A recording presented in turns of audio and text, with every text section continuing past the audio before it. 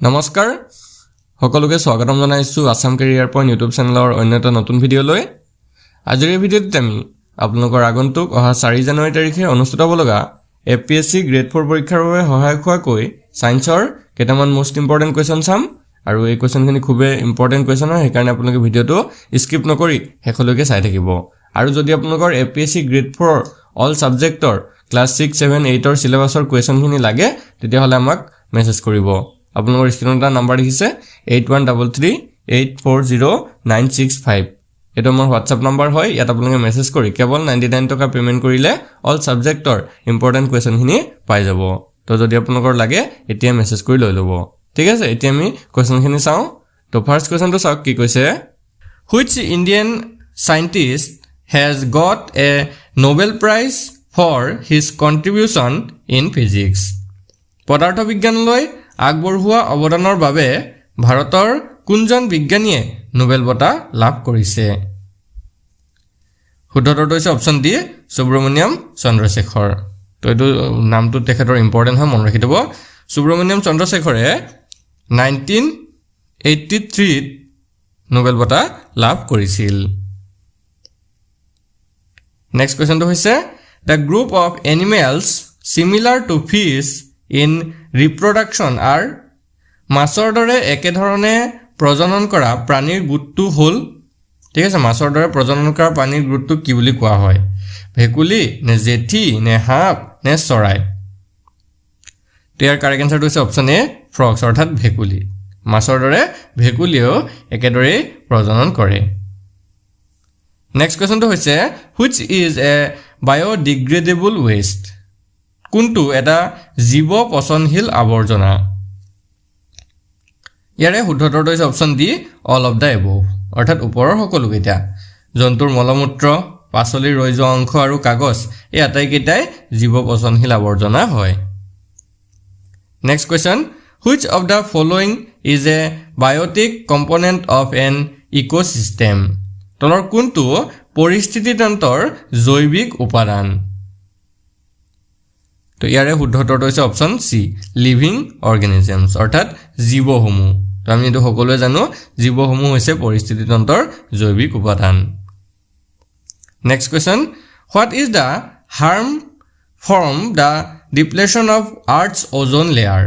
পৃথিৱীৰ অ'জন স্তৰ ক্ষয় হ'লে কি ক্ষতি হ'ব? এইটো এটা খুবেই ইম্পৰ্টেণ্ট কুৱেশ্যন হয়। অ'জনৰ ৰিলেটেড কুৱেশ্যন কিন্তু পৰীক্ষাত প্ৰায়ভাগ পৰীক্ষাতে আহে। তো এই কুৱেশ্যনটো খুবেই ইম্পৰ্টেণ্ট হয়। যে সুধিছে যে পৃথিৱীৰ অ'জন স্তৰ যদি ক্ষয় হয় তেতিয়া আমাৰ কেনেধৰণৰ ক্ষতি হ'ব? ইয়াৰে শুদ্ধ উত্তৰটো হৈছে option C, increase amount of ultraviolet radiations will reach earth surface, অৰ্থাৎ বৰ্ধিত পৰিমাণত অতিবেঙুনীয়া ৰশ্মি পৃথিৱীৰ পৃষ্ঠত উপনীত হ'ব।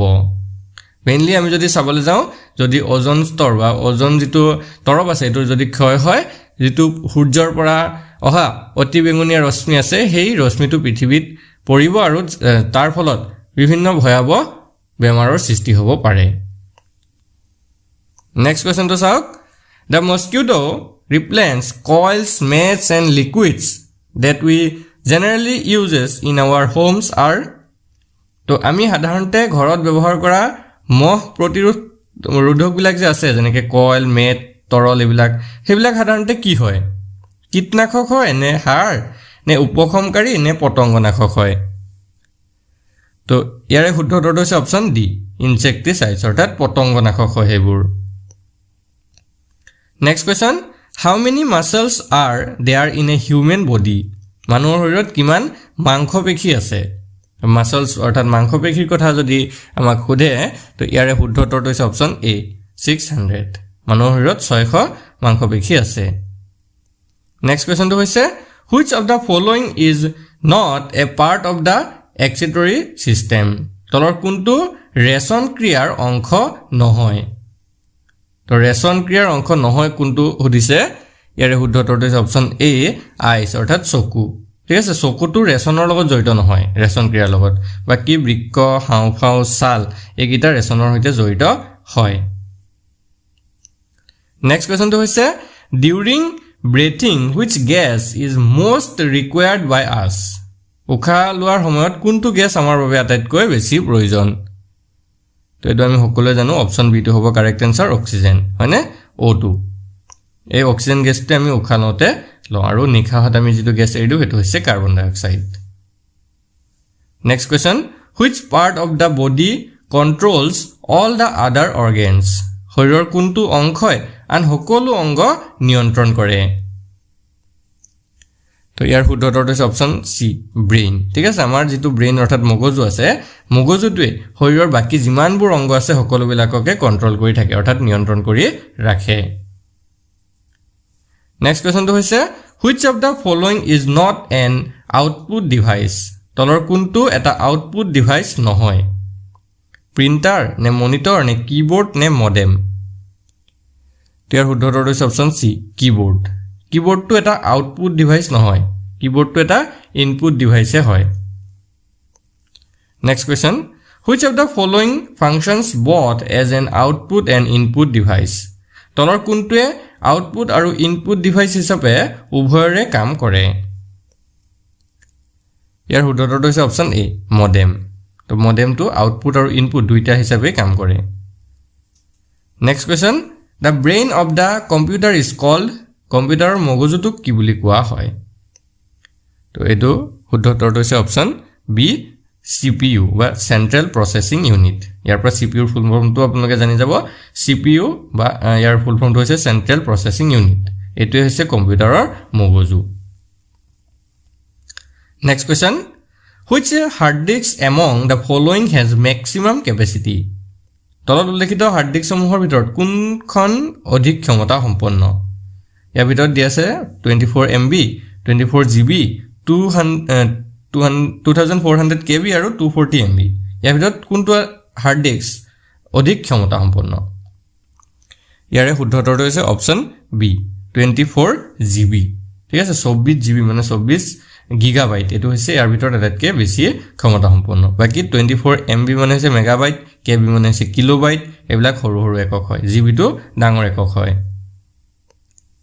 Next question what is an URL URL কি হয় মানে ফুল ফৰ্মটো কি বা ফুল ফৰ্ম হোনা নাই ইয়াতে ইয়াৰ সুধিছে URL টো আসলতে হয় কি ঠিক আছে ফুল ফৰ্মটো নহয় ইয়াতে শুদ্ধ উত্তৰটো হৈছে option C the address of a page on the world wide web world wide webত এটা পৃষ্ঠাৰ ঠিকনাহে হয় URL আৰু ইয়াতে www যে আমি চাও মানে আমি যে www কবত ইউজ কৰিয়ে থাকো হেতৰ অৰ্থটো হৈছে world wide web বা ফুল ফৰ্মটো হৈছে world wide web হেতু মনত ৰাখি থব ইয়াৰ পৰা দুটা কথা আমি জানিলো URL টো কি হয় URL টো হৈছে the address of a page on the www ঠিক আছে আৰু ফুল ফৰ্মটো গম পালে তে নেক্সট কোৱেশ্চন টো চাও Bones and teeth are mainly formed of which chemical compound?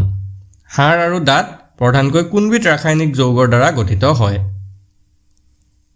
ইয়াৰ শুদ্ধ উত্তৰটো হৈছে অপচন এ ট্ৰাইকেলছিয়াম ফসফেট ঠিক আছে কেতিয়াবা অকল ক্যালসিয়াম ফসফেট বুলিও আহিব পাৰে তো এটো মনত ৰাখি থব হাড় আৰু দাঁত প্ৰধানকৈ ক্যালসিয়াম ফসফেট বা ট্ৰাইকেলছিয়াম ফসফেটৰ দ্বাৰা গঠিত হয় নেক্সট কোৱেশ্চন Which of the following types of WBC helps in blood circulation? WBC মানে হৈছে white blood cells. তলৰ কোনবিধ চেতৰক্ত কণিকাই তেজৰ সংবহনত সহায় কৰে? ইয়াৰ শুদ্ধ উত্তৰটো হৈছে অপচন সি বেসোফিল নামৰ যিবিলাক ৰক্ত কণিকা আছে হেবিৰে Next question From which of the following animal angora wool is excreted? তলৰ কোনবিধ জন্তুৰ পৰা angora wool প্ৰাপ্ত হয়? শুদ্ধ উত্তৰটো হৈছে অপচন এ ৰেবিট অৰ্থাৎ হাঁহপুৰ পৰা নেক্সট কোৱেশ্চনটো হৈছে in which part of human body pituitary gland is located মানৱ দেহৰ কোনটো অংগত পিটুইটাৰী গ্ৰন্থি অৱস্থিত ইয়াৰ কাৰেক্ট আনসাৰটো হৈছে অপচন এ ব্ৰেইন অৰ্থাৎ মগজুত অৱস্থিত next question which of the following disease is caused by asbestos এবসেষ্টছৰ বাবে তলৰ কোনবিধ ৰোগ হয় ইয়াৰে শুদ্ধ উত্তৰটো হৈছে অপচন এ এমফিসেমা বা বায়ুস্ফীতি বুলি কোৱা হয় ঠিক আছে এবজেষ্টৰৰ বাবে এমফিসেমা বা বায়ুস্ফীতি ৰোগটো হয় নেক্সট কোৱেশ্চন নেম দা ফিমেল সেক্স হৰমোন স্ত্ৰী যৌন হৰমোনটোৰ নাম লিখা তো স্ত্ৰী যৌন হৰমোনটোৰ নাম কি হয় সুধিছে ইয়াৰে শুদ্ধ উত্তৰটো হৈছে অপচন এ এষ্ট্ৰোজেন নেক্সট কুৱেশ্যনটো চাওঁ which of the following caused typhoid তলৰ কোনটো টাইফয়েড জ্বৰৰ কাৰণ হয় ঠিক আছে তলৰ কোনটো টাইফয়েড জ্বৰৰ কাৰণ অৰ্থাৎ টাইফয়েড জ্বৰটো কিহৰ কাৰণে হয় ভাইৰাছৰ কাৰণে নে বেক্টেৰিয়াৰ পৰা নে ভেকুৰৰ পৰা নে অল অফ দ্য এবভ ইয়াৰ শুদ্ধ উত্তৰটো হৈছে অপশ্যন বি বেক্টেৰিয়াৰ পৰা হয় next question which element is present in maximum quantity in human body মানৱ দেহত সৰ্বাধিক পৰিমাণে থকা মৌলটো কি হয় তো এইটো হৈছে option A oxygen next question name the blood group that is universal recipient is সৰ্বজনৰ দ্বাৰা গ্ৰহণীয় ব্লাড গ্ৰুপ বা ৰক্ত গোটটোৰ নাম কি হয় মানে এইটো সকলোৱে গ্ৰহণ কৰিব পাৰে তো ইয়াৰে শুদ্ধ উত্তৰটো হৈছে option A B blood group next question name the chemical that destroys fungi in water tanks পানীৰ টেংকিৰ বা পুখুৰীত ভেঁকুৰ ধ্বংস কৰা ৰাসায়নিক পদাৰ্থবিধৰ নাম কি ইয়াৰ শুদ্ধ উত্তৰটো হৈছে option B copper sulphate next question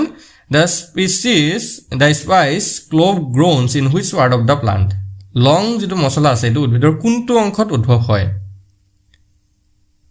তো ইয়াৰে শুদ্ধ উত্তৰটো হৈছে অপশ্যন এ ফ্লাৱাৰ বাড অৰ্থাৎ পুষ্পমুকুলত এইটো উদ্ভৱ হয় next question name the acid that is secreted in the stomach পেটত নিখৰণ হোৱা এচিডটোৰ নাম লিখা মানে পেটত যিটো এচিড নিখৰণ হয় সেইটো কি হয় তো এইটো হৈছে অপশ্যন এ HCl অৰ্থাৎ হাইড্ৰক্লৰিক এচিড নেক্সট কুৱেশ্যনটো হৈছে which one of the following is commonly known as pond silk তলৰ কোনটো সাধাৰণতে পুখুৰী ৰেচম বুলি কোৱা হয় বা পুখুৰী ৰেচম বুলি জনা যায় তো ইয়াৰ শুদ্ধ উত্তৰটো হৈছে অপশ্যন ডি স্পাইৰোগাইৰা মনত ৰাখি থব স্পাইৰোগাইৰাক পণ্ড চিল্ক বুলি জনা যায় next question which of the following element found in water is responsible for cancer পানীত পোৱা তলৰ কোনটো মৌল কৰ্কট ৰোগৰ বাবে দায়ী হয়